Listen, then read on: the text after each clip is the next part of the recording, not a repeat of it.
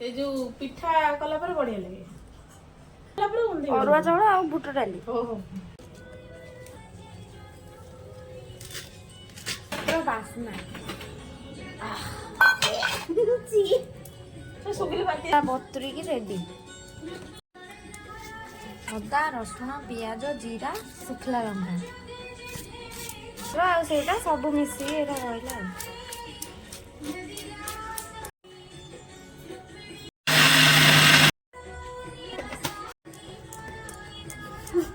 ଏତିକି ମାନେ ଖାଉଛନ୍ତି ଲୋକ ଏତିକି ଗୋବର କରି ଖାଉଛନ୍ତି। ଯୋଉମାନେ ନ ଖାଇବା ଲୋକ ସେ ବାତି କରିଦେବେ ଜାଣିଛ ନା। ହଁ।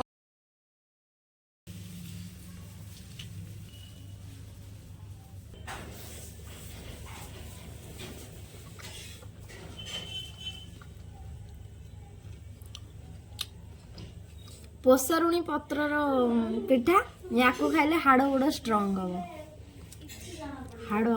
ହାଡ଼ ଷ୍ଟ୍ରଙ୍ଗ ହବ। ହାଡ଼ ଗଣ୍ଠି ଆଣ୍ଠୁ ଗଣ୍ଠି ସବୁ ଦରଜ କମିଯିବ, ଷ୍ଟ୍ରଙ୍ଗ ହବ। ୟମି।